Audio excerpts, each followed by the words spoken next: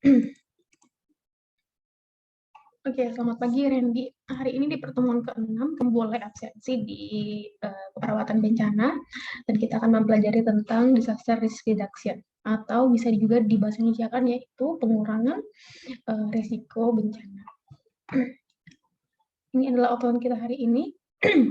Jadi yang pertama kita belajar tentang disaster risk reduction, kemudian pendidikan bencana, pemberdayaan masyarakat, dan juga evidence-based bencana.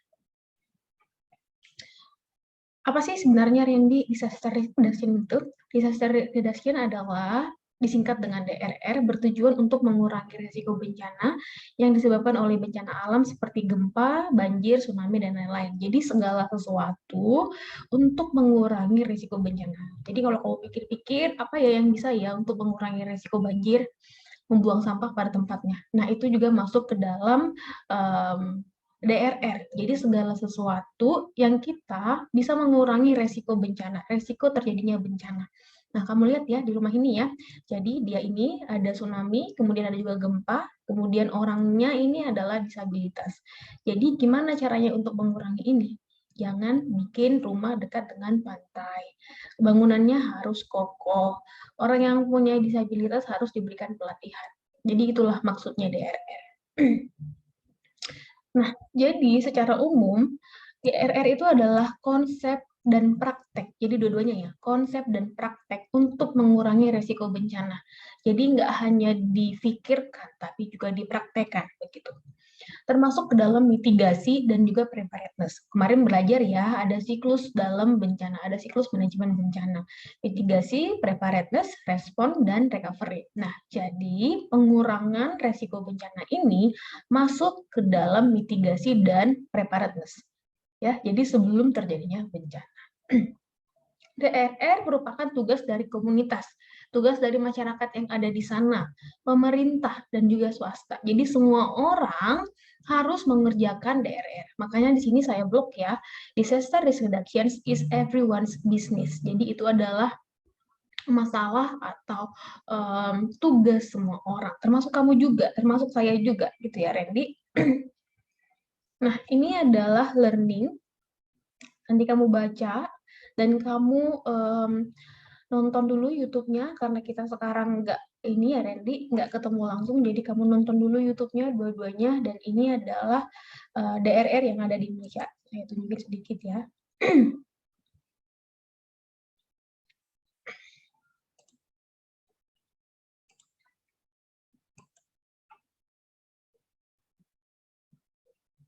Ya, jadi ini adalah DRR yang ada di Indonesia ini. DRR Indonesia berarti Disaster Risk Reduction Indonesia. Ini ada banyak sekali ya, mereka punya menu. Nanti kamu bisa lihat-lihat layanan kami ngapain aja mereka, pengurangan risiko bencana itu ngapain aja. Untuk sekolah siaga bencana tingkat SD, SMP, SMA, ya kan? Ini kesiapsiagaan, jadi masuk ke dalam preparedness. Oke, rehabilitasi dan rekonstruksi. Nanti tolong kamu baca-baca punyanya Indonesia.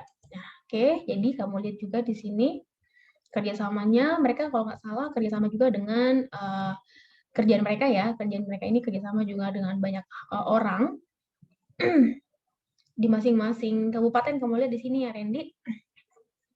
Kemudian mitranya mereka kalau nggak salah mereka juga bekerja sama dengan NGO dan juga orang-orang di luar negeri. Ya kan, nih lihat ya. Badan Nasional Penanggulangan Bencana, ada banyak sekali ya. Pelatihannya mereka ada banyak, pelatihan ngapain, pelatihan penglihatan pemetaan risiko bencana, penyusunan renops, pelatihan fasilitator, pelatihan kesiapsiagaan. Ya kan, layanannya mereka juga punya.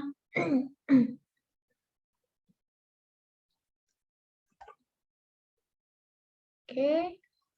Nanti kamu baca-baca dan kita bahas nanti ya Randy, kira-kira apa yang dilakukan oleh Indonesia dalam mengurangi resiko bencana. Oke, kita balik lagi. Ya, rencana DRR yang pertama, jadi di sini lihat ya, rencana DRR itu dibagi menjadi 4 hal yang sangat penting. Jadi ini konsep yang sangat penting dalam DRR. Yang pertama, Dalam DRR itu harus ditingkatkan informasi resiko bencana. Dalam hal ini termasuklah pendidikan bencana. Ini yang akan kita bahas nanti hari ini ya, Randy. Kemudian yang kedua adalah memperkuat persiapan bencana. Jadi ibarat persiapan bencana ini adalah kayak seminggu sebelum bencana. Mungkin BMKG udah ngasih tahu gitu kan akan ada bencana gempa kapan gitu. Jadi memperkuat persiapannya apa?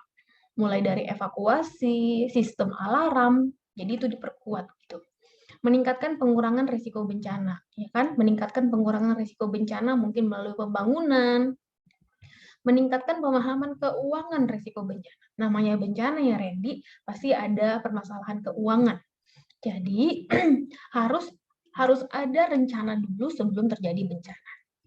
Jadi ada 4 ini ya, informasi, persiapan, meningkatkan pengurangan risiko bencana, dan juga keuangan terhadap bencana.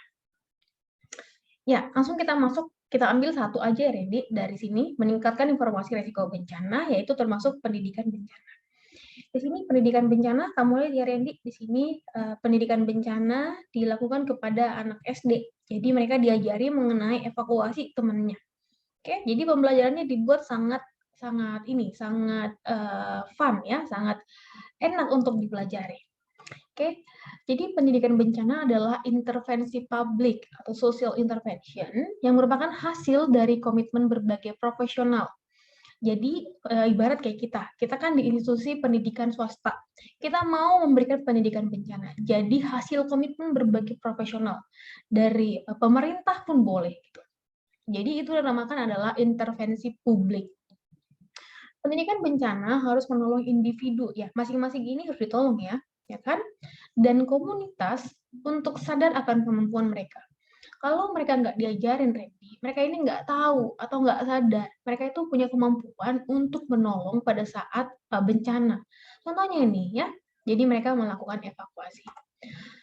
Pendidikan bencana harus memotivasi komunitas untuk praktek sesuai dengan pengetahuan dan budaya setempat. Jadi mereka ini nggak usah harus seperti orang luar negeri, enggak. Ini kan yang ada tikar nih. Di Indonesia hanya ada tikar, ya pakai tikar aja. Jadi harus sesuai dengan pengetahuan dan budaya setempat. Jangan tiba-tiba mereka harus pakai tandu gitu. Di Indonesia jarang ditemukan tandu. Ya kita sesuaikan dengan kebudayaan kita. Itu maksudnya ya, Randy. Nah, apa sih materinya? Pada saat kita memberikan pendidikan bencana, apa materi yang diberikan? Ya tergantung dari jenis bencana, tergantung dari kebutuhan komunitas. Kalau kamu lihat di sini ya, di gambar ini, semoga kelihatan ya Randy ya. Jadi, kira-kira apa ya yang menjadi jenis pendidikan bencana yang akan diberikan? Kamu lihat rumahnya di sini, oke? Terbuat dari seng, nih, terbuat dari seng, kemudian ini kayaknya gunung. Jadi, kalau kamu jadi petugas kesehatannya, apa materi yang akan kamu berikan? Gitu. Kenapa sih pendidikan bencana itu menjadi penting, Randy? Jadi, pentingnya pendidikan bencana ini, kita itu bertujuan untuk apa? Lihat ya anak SD di sini ya. Menurut kamu penting nggak pendidikan bencana? Ketika terjadi gempa, dia udah diajarin nih, harus bersembunyi, harus melindungi diri di bawah meja. Ya penting nggak? Ya penting. Jadi memberikan kesiapan saat bencana. Komunitas dapat bekerja sama dalam alokasi sumber daya dan respon bencana. Kayak yang tadi. Jadi komunitas bisa digunakan sebagai orang-orang yang membantu. Mencakup semua golongan, khususnya anak-anak dan kelompok rentan, ya kan? Jadi anak-anak dan kelompok rentan pun diberikan. Menyediakan pengetahuan, nah ini yang paling pentingnya, menyediakan pengetahuan, skill, motivasi pada individu dan kelompok. Selain pengetahuan, skill, motivasi pun diberikan kepada mereka. Itu sih yang paling penting. Jadi ada namanya perubahan. Kamu udah belajar kemarin ya di keperawatan keluarga dengan saya. Ketika diberikan pendidikan, jadi ada yang darinya tahu menjadi melakukan. Jadi ada perubahan sikap di situ. Itulah pentingnya pendidikan bencana. Di mana saja kita lakukan pendidikan bencana? Ada banyak, Ren. Jadi kita bisa berikan pendidikan bencana at national. Jadi dalam skala nasional. Jadi lingkupnya ini adalah luas sekali. Kalau kita mau bikin dalam bentuk iklan, ya boleh. Jadi semua orang itu boleh mendapatkan informasi mengenai bencana. At subnational, contohnya dalam regional provinsi, ya kan?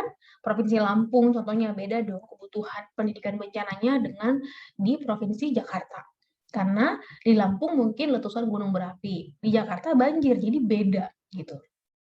at school dan community level. Ini yang paling rendah ya Randy ya, ini yang paling banyak harus dilakukan. Jadi nggak ada gunanya kita ngasih edukasi dari secara nasional kalau kita nggak jangkau secara sekolah-sekolah ataupun komunitas-komunitas yang jauh sekali begitu. Jadi ini adalah ruang lingkupnya. Kemudian kita bicara tentang edukator atau si pemberi pendidikan kesehatan, berarti kamu atau saya gitu ya. Apa yang harus difahami? Apa yang harus dikuasai oleh seorang edukator? Yang pertama, dia harus familiar dengan masalah bencana. Kemarin kamu, Ren, dari pertemuan 1 sampai pertemuan 5, sudah familiar dengan masalah-masalah bencana. Apa itu bencana alam, kemudian apa hubungannya dengan kesehatan, bagaimana cara kamu menolong, gitu ya. Jadi kamu harus familiar dengan masalah bencana. Kemudian adalah menggunakan teknik mengajar anak-anak dan dewasa. Artinya di sini, Randy, kamu harus bisa mengajar mereka, nggak boleh sama. Ketika mengajar anak-anak, harus berbeda dengan mengajar orang dewasa. Ketika mengajar orang dewasa, harus berbeda dengan mengajar orang tua, begitu. Kemudian mampu berkomunikasi dengan populasi yang besar maupun kecil ataupun individu. Jadi kalau kamu mau kasih komunikasi dalam satu RT, boleh. Kalau kamu harus memberikan komunikasi dalam satu kecamatan, ya boleh gitu. Atau dalam satu orang, kepada satu orang. Jadi kan beda tuh. Beda cara approaching-nya, beda cara pendekatannya. Kepada yang besar sekali, kamu metode belajarnya ya mungkin nggak bisa praktek langsung, terlalu banyak. Yang bisa kamu lakukan adalah mungkin lecturing kayak saya sekarang. Seminar contohnya, webinar, itu boleh dalam skala besar. Familiar dengan perilaku manusia dan ilmu sosial. Nah, ini Randy, kamu itu kan seorang perawat. Jadi kamu sudah familiar dengan berbagai macam perilaku manusia. Ya kan? Karena kita belajar ya, orang tua sifatnya gimana, anak-anak sifatnya gimana gitu. Oke. Selain itu tadi, seorang edukator juga harus menguasai prinsip komunikasi yang baik. Di mana sih prinsip komunikasi yang baik, kan? Yang pertama, menggunakan visualisasi dan sharing pada pendidikan menengah ke bawah. Nah, ketika kita ngajar nih, Randy, saya ngajar kamu dan saya ngajar anak SMA, PPT saya beda. Itu maksudnya. Jadi, visualisasi yang berbeda gitu. Kalau pada tingkat universitas, jadi di PPT-nya boleh banyak kata-kata gitu. Tapi jangan kebanyakan juga. Tapi kalau pada orang SD atau pada orang SMP, ya banyakkan gambar gitu. Menggunakan metode tertulis. Nah, ini saya bilang tadi ya. Jadi, boleh yang lebih banyak tulisannya ketika mereka pendidikannya sudah lebih tinggi. Dapat menggunakan diskusi, debat, dan lain-lain. Kita bisa diskusi nih, Ren. Ngomongin tentang apa sih dampak bencana. Kita boleh diskusi dengan tua-tua yang ada di daerah itu. Boleh. Informasi disampaikan secara terkategorik. Artinya adalah kamu harus nyampein informasi. Itu nggak boleh langsung truk kasih semuanya.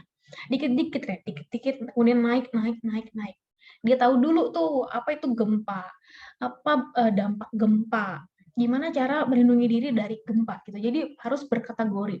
Kamu harus bikin outline-nya, Randy. Harus bikin, oh Bapak Ibu, kita harus belajar ini hari ini, belajar ini hari ini. Ya. Nah, apa strategi langkah pendidikan bencana? Nah, ini harus dikuasai nanti, Randy ya. Kalau tidak salah nanti kita lihat RPS kamu, Randy. Kamu ada praktek melakukan pendidikan bencana.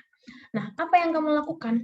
Pertama, kamu harus rencanakan proyek dan tujuan proyek. Jadi, kamu harus bikin SAP-nya, Satuan Acara Pembelajaran. Udah pernah kemarin ya? Jadi, kamu nanti bikin itu, kamu kirim sama saya, Randy. Kira-kira kamu akan memberikan pendidikan bencana apa? Identifikasi audiens dan partisipan. Kamu kira-kira mau ngasih pendidikan bencana itu kepada siapa? Kepada orang tua kah? Kepada orang dewasa kah? Identifikasi informasi yang dibutuhkan. Nah, informasi yang mana yang mereka butuhkan? Jangan-jangan mereka udah tahu tentang gempa. Ya, kamu nggak usah ngasih banyak informasi mengenai gempa. Identifikasi kemungkinan hambatan. Kira-kira ada nggak hambatan? Contohnya mereka ngira kamu masih muda gitu ya. Jadi ada nggak hambatan mereka nggak paham gitu. Komunikasi, identifikasi komunikasi dan isi pesannya. Isi pesan yang paling penting itu kamu harus garis bawahi. Harus ngomong berulang-ulang. Kemudian apalagi kamu harus koordinasi waktu pelaksanaannya. Nah, ya kan kalau kita mau komunitas berarti kita harus tektokan dong, harus janjian dong sama satu orang biar dia nanti koordinasi waktu pelaksanaannya. Formulasi materi komunikasi, jadi kamu boleh memformulasikan, mau tadi kamu boleh menggunakan sistem debat, sistem webinar, boleh. Kemudian pelaksanaan, kemudian evaluasi. Jadi langkahnya itu ada banyak. 1, 2, 3, 4, 5, 6, 7, 8, 9. Jadi ada 9 langkah pendidikan bencana yang harus dilakukan, Randy. Nah, ini metodenya ya, metode pendidikan bencana selain yang tadi juga di awal sudah pernah saya singgung. Ini saya berikan juga contoh-contoh. Kamu boleh mengajarkan lewat leaflet, poster, peta resiko, media broadcasting ini maksudnya kamu boleh menggunakan TV gitu ya. Diskusi kelompok, ada pameran, demonstrasi jadi langsung unjuk diri, kolaborasi dengan ahli bencana untuk langsung disiarkan lewat media, jadi boleh kayak diskusi langsung gitu ya, kayak di Metro TV gitu, boleh. Kemudian ada konferensi, layanan emergensi, pakai fotografi juga boleh. Kemudian acara tahunan kayak di Aceh mungkin ya, jadi ada acara tahunan mengenang kejadian tsunami, adanya tanggal peringatan ya kan, warning sign, extinguish, maksudnya adalah kita gantian nih, kita berkunjung ke daerah yang udah pernah mengalami bencana. Ini terserah kamu, mau pakai yang manapun boleh, gitu silahkan. Nah, ini adalah communication and the project style ya. Jadi yang tadi mirip ya Randy dengan langkah-langkah yang ini ya. Jadi pada saat kamu melakukan project itu ada yang namanya kamu identifikasi semuanya ya kan, ini semua di kolom yang paling kecil. Medianya ada kan yang tadi saya sudah bilang, mau pakai apapun boleh. Kemudian aplikasinya mau gimana? Oke. Kontrol informasi yang diberikan. Maksudnya, Randy, ketika kamu memberikan pendidikan bencana, kamu harus kontrol informasi yang harus kamu berikan kepada masyarakat. Informasi yang gimana? Ya, kemarin kamu udah belajar ya, Randy ya. Kalau kita pada saat bencana itu harus menghindari yang namanya hoax. Jadi informasi kamu itu harus reliable. Apa yang reliable maksudnya? Bisa dipercaya, Ren. Gitu. Berarti kamu harus ngambil informasi dari sumber yang tepat. Konsisten. Jangan suatu kamu bilang banjir itu terjadi di daerah yang rendah. Kenapa terjadi juga banjir di daerah yang tinggi? Jadi kamu harus konsisten. Komunitas dapat memilah informasi yang benar. Menggunakan berbagai sumber untuk mencegah kesalahan informasi. Oke, jadi ini harus kamu kontrol. Informasi yang kamu berikan itu harus kamu kontrol. Nah, ini dari mana kita ambil semua data-data? Dari internet, ya kan? Jadi kamu boleh berkomunikasi lewat email untuk bertanya pada orang-orang yang tepat. Dari web, jadi kamu boleh mendapat informasi juga dari web, atau bahkan kamu bisa menggunakan web sebagai media untuk memberitahu tentang apa? Tentang informasi bencana. Ya kan? Ini dia target grupnya. Target grupnya ada banyak ya, nih kamu lihat ya di sini ada kelompok rentan, beda-beda. Jadi target grupnya itu beda-beda dengan apa yang harus diberitahu, Randy. Di sini kamu lihat kelompok rentan, berarti mereka diajari mengenai keterbatasannya apa dan bagaimana cara minta tolong.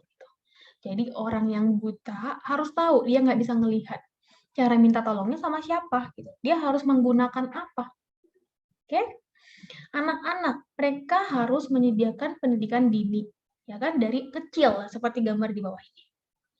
Perempuan, meningkatkan pendidikan bencana lewat perempuan dapat meningkatkan kesadaran. Namanya dia ibu gitu ya, ibu di rumah. Anaknya ada 4. Ya. Satu orang diberitahu, satu keluarga itu dapat diberitahu. Gitu. Jadi perempuan ini punya peranan penting. Lansia dan penyandang cacat, hampir mirip ya, jadi kelompok rentan. Gimana caranya mempraktekkan perlindungan sesuai dengan keterbatasan yang dimiliki. Jadi mereka lemah gitu ya, jadi mereka praktek menjaga dirinya sendiri. Gitu, Ren. Oke, ini adalah kegunaan pendidikan bencana pada anak-anak. Kenapa sih pada anak-anak harus diberikan pendidikan bencana? Dari dini itu harus diberikan pendidikan bencana. Yang tadi ya, jadi dia dari kecil itu sudah tahu, sudah kenal. Oh ini loh bencana, begitu. Jadi, pendidikan bencana pada anak-anak itu dapat menolong anak berpikir apa sih itu bencana, ketahanan pada saat bencana mulai dari awal. Anak-anak dapat belajar dari orang tua mereka dan menjadi peningkat kesadaran masyarakat. Jadi kan kalau kamu pernah lihat ya, anak-anak itu diajari cara buang sampah yang tepat. Nah, ini bisa mengubah kesadaran orang dewasa juga gitu. Ketika ada anak-anak diberikan pendidikan sejak dini, mereka dapat berespon dengan baik ketika bencana datang. Ya kan? Kayak tadi gambar yang tadi ya, ketika gempa ada, dia sembunyi di bawah meja. Manusia tidak mudah melupakan apa yang dipelajari sejak dini. Kalau saya tanya kamu, ada nggak pelajaran yang kamu masih tahu, masih hafal, masih ingat sampai sekarang? Harusnya ada ya. Kemudian apa? Tingginya proporsi anak-anak di berbagai daerah. Di Indonesia, kita masih banyak sekali punya anak-anak ya. Jadi sangat penting sekali untuk memberikan pendidikan kepada anak-anak. Oke, ini ya Randy ya, ini kerjasama dari UNICEF. Jadi kamu lihat di sini, don't just wait for disaster. Jadi jangan hanya menunggu untuk bencana. Ajarkan mereka gimana sih cara melindungi diri sendiri. Pada saat jam kerja contohnya. Nggak mungkin orang tuanya datang hanya menyelamatkan anaknya loh. Jadi mereka diajari gimana cara menjaga dirinya sendiri, save the children. Ini nanti example-nya, contohnya, nanti kamu tolong tonton sendiri ya, Revi. Apa sih yang ada di dalam ini?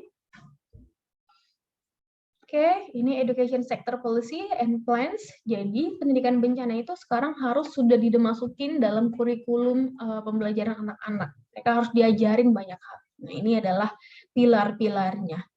Oke, jadi pilar 1 mereka harus belajar tentang fasilitas yang aman. Pilar 2 mereka harus belajar tentang manajemen bencana. Pilar 3 mereka belajar tentang risk reduction. Kayak sekarang nih yang kamu pelajari sekarang. Nah, ini udah pilar 3 gitu. Oke? Evaluasi pendidikan bencana. Apa yang harus dievaluasi? Setelah kamu memberikan pendidikan bencana, orang atau komunitas tersebut harus memiliki apa? Yang pertama, mereka kemampuan untuk belajar dan berespon. Kemampuan untuk memprediksi dan menyiapkan untuk ke depan. Jadi mereka sudah prediksi nih, kira-kira gempa datang, apa yang harus disiapin. Kemampuan untuk berespon secara individu dan menyelamatkan orang lain. Mereka sudah diajari contohnya, RJP, BLS, ya, mereka bisa menyelamatkan orang lain. Kemampuan untuk menggunakan dan membagikan informasi. Jadi mereka tahu nih, cara mencari informasi yang benar itu mereka bisa tahu. Kemampuan untuk terkoneksi dan bekerjasama dengan orang lain, ya kan? Jadi mereka diajarin untuk, karena mereka prakteknya bareng-bareng yang tadi ya, 8 orang ngangkat, jadi mereka udah biasa nih bekerja sama. Dan yang terakhir adalah kemampuan untuk mengembangkan rencana penanggulangan bencana. Jadi mereka diikut sertakan untuk menanggulangi bencana. Gitu ya, Randy. Ya, ini adalah study case. Jadi nanti kamu tolong lihat di sini, Randy. Ini study case, nanti kamu tolong kita bahas.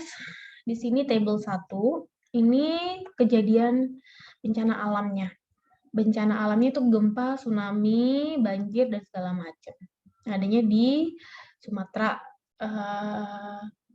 ya kan, Aceh, kemudian Sumatera Utara, Yogyakarta, Padang. Ini adalah tanggalnya, yang meninggal, oke? Kemudian kamu lihat di sini, mereka punya infeksi disease sehabis bencana, ada diare, kan? Diare, kemudian hepatitis, oke? Kemudian evakuasi. Pokoknya kamu lihat dulu nanti di sini, Randy. Kamu pahami tabel ini, ya kan? Kamu pahami tabel ini. Kemudian nanti kamu jawab, materi apa yang perlu disiapkan pada tabel ini. Jadi pendidikan bencana apa sih yang perlu disiapkan? Kalau kamu lihat sebuah bencana sudah terjadi seperti ini. Jadi kamu punya gambaran dong, kira-kira materi apa yang boleh diberikan kepada mereka, kepada orang Indonesia khususnya di sini. Apa materinya? Tolong kamu list ya, Ren. Boleh 5 hal. Oke? Tolong kamu list 5 hal materi pendidikan bencana yang harus diberikan kepada masyarakat di Indonesia.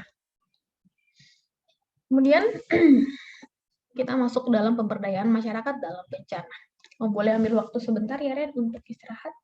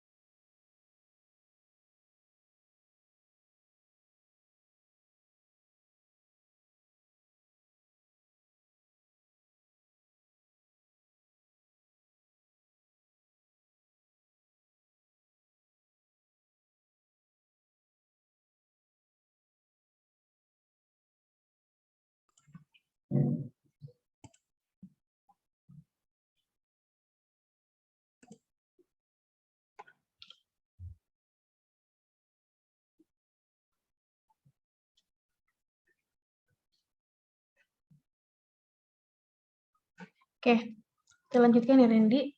Nah, di sini yang tadi kita belajar tentang pemberdayaan masyarakat dalam bencana. Nah, pada pemberdayaan masyarakat dalam bencana, jadi kita berdayakan masyarakat itu ketika menghadapi bencana. Apa programnya? Programnya mulai dari training pertolongan pertama, early warning system, mencari dan menyelamatkan, pelatihan simulasi, komunitas pendukung atau komunitas pendukung orang-orang penyandang cacat, dan dialog tentang perubahan iklim dan lain-lain. Jadi ini adalah masyarakat itu diberdayakan, itu maksudnya. Gimana manajemen pemberdayaannya, Randy? Jadi gimana caranya kita memberdayakan masyarakat? Nah, caranya adalah, manajemennya tadi yang kita bikin, ini kita masuk ke dalam tujuan pemberdayaan. Tujuan pemberdayaannya itu adalah supaya masyarakat yang ada di komunitas itu boleh menjadi masyarakat yang resilient atau masyarakat yang tahan banting.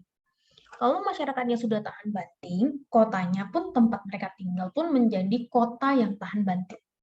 Oke, nanti tolong kamu cari Randy di internet, di Google, 100 resilient cities. Jadi 100 kota yang tahan banting terhadap bencana itu apa saja. Nanti kalau kamu cek ya.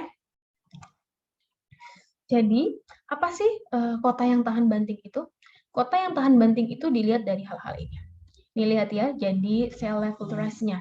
Jadi level lautnya, kemudian banjirnya, kemudian gempa bumi. Ada nggak penyakit kronik pada orang-orang yang tidak punya tempat tinggal, sosioekonomik, kemudian kriminalitas, kepercayaan kepada pemerintah, kemudian infrastruktur yang tua, keadilan sosial, dan sumber daya yang ada di kota itu. Inilah namanya dengan kota yang resilient. Nah, jadi bencana itu masuk juga ke dalam, lihat ya, bencana masuk ke dalam indikator sebuah komunitas maupun sebuah kota yang tahan banting. Jadi itulah tujuan dilakukannya pemberdayaan masyarakat. Oke, ini dia adalah salah satu isu, yaitu isu urbanisasi.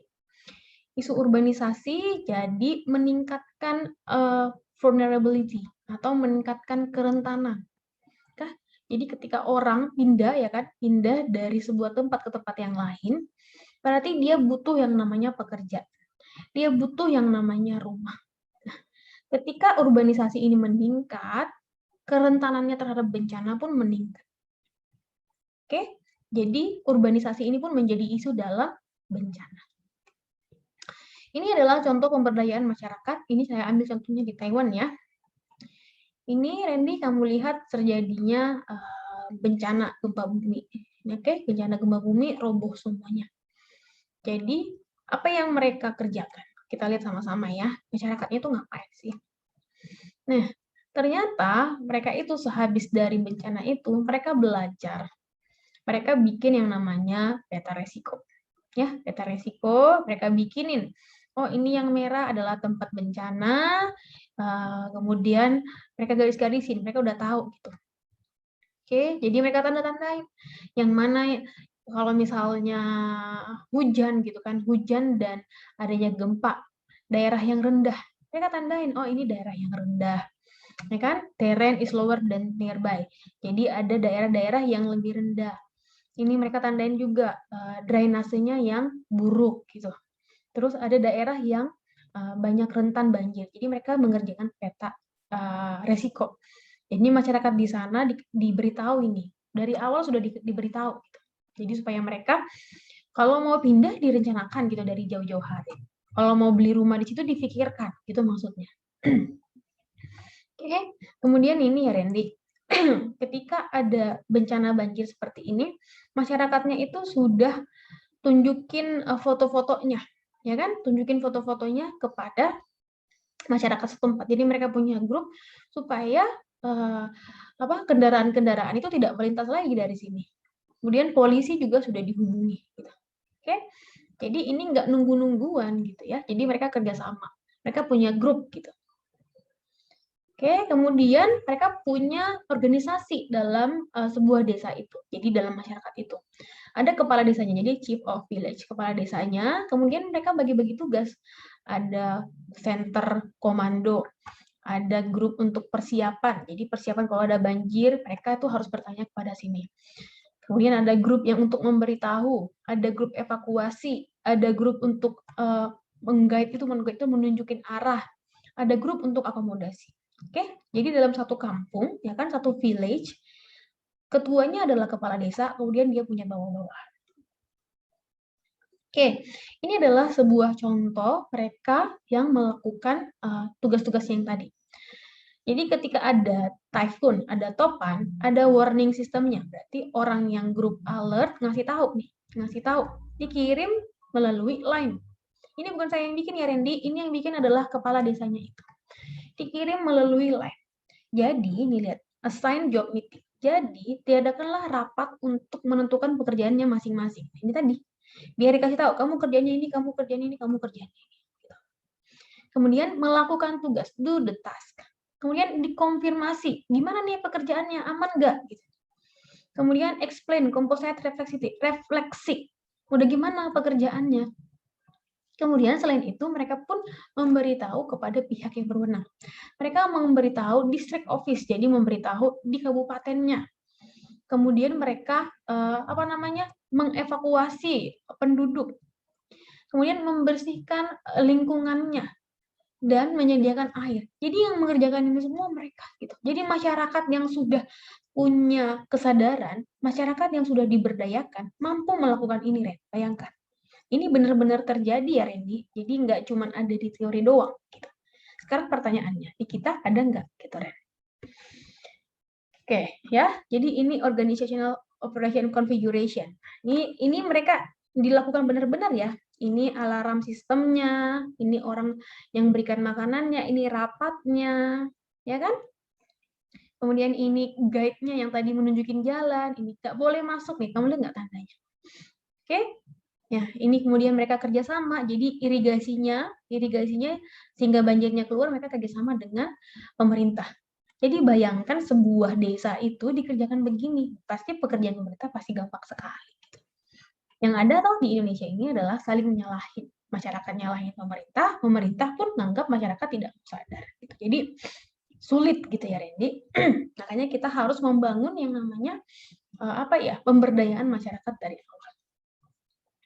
Oke, ini dia ya, ini juga road closure, jadi jalannya ditutup supaya nggak terjadi macet, memberikan air bersih, drainase, membantu evakuasi, ini kamu lihat ya, dibantu evakuasi, membantu menemukan tenda shelter. Oke, ini juga ya, sama lah itu ready. Nah, jadi ini before, ini kan before ya, ini sebelum terjadi bencana, ini sekarang setelah terjadi bencana. Mereka simpan semua. Jadi mereka belajar dari yang udah pernah terjadi. Oke. Ini juga ya, ini beneran terjadi ya Randy, ketika terjadi gempa bumi itu, ini dijaga nih. Yang kemarin sistem komandonya bener ya, tentara-tentara jaga. Ini juga ya. Itulah manajemen pemberdayaan masyarakat. Jadi kalau ditanya gimana caranya untuk memberikan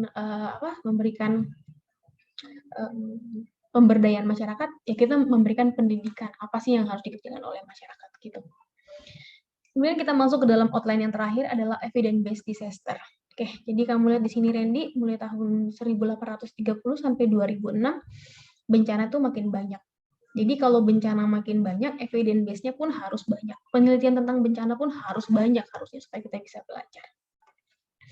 Oke, di sini kamu lihat ya, 30 natural, jadi kalau dilihat dari seluruh dunia, Asia itu menyumbang bencana paling banyak ya, 66,7%, kemudian yang lainnya menyusul.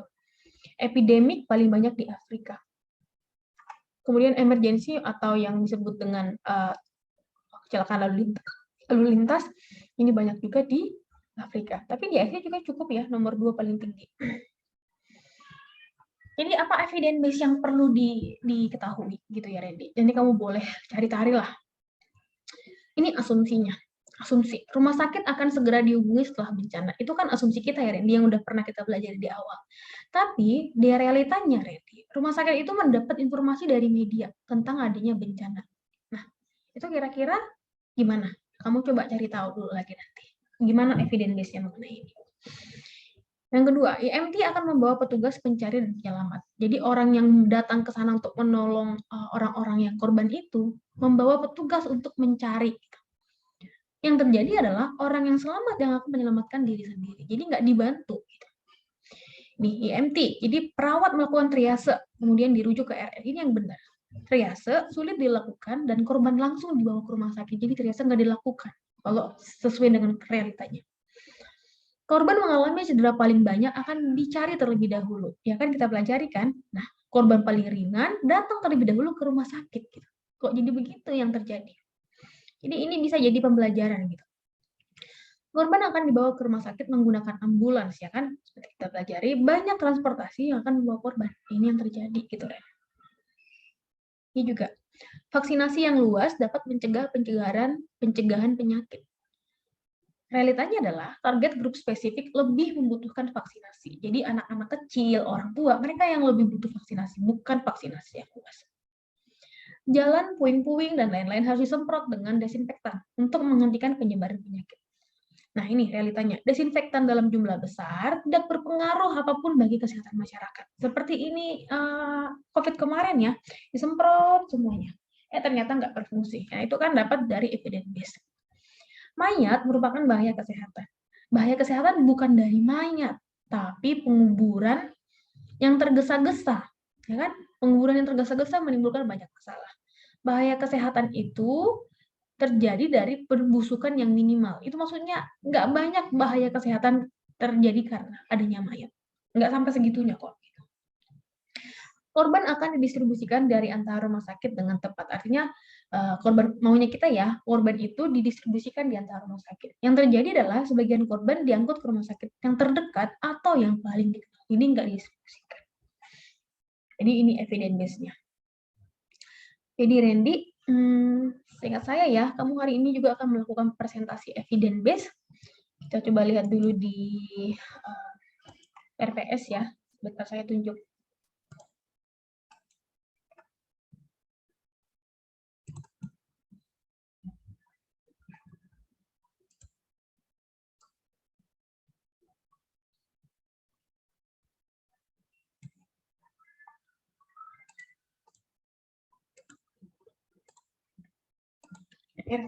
Kelihatan ya? Jadi kamu nanti melakukan presentasi literatur review, kamu cari ya evidence base yang sesuai dengan tentang bencana, yang tadi juga boleh kamu cari, yang saya tunjuk di tabel-tabel tadi. Kamu nanti presentasi, Randy. Kemudian jangan lupa kamu nyiapin SAP untuk pendidikan bencana, karena di sini kamu sudah melakukan presentasi pendidikan bencana. Oke? Ya, jadi nanti ujian prakteknya adalah kamu melakukan pendidikan kesehatan bencana pada kelompok tertentu secara langsung. Jadi di sini kamu presentasi sama saya, ujian praktek kamu adalah pendidikan kesehatan langsung kepada kelompok rentan. Itu ya Randy. Jadi semoga kamu paham, Ren. Nanti kita bahas setelah kita ketemu siang. Itu dulu ya Randy. Terima kasih sudah menonton dan selamat belajar Randy.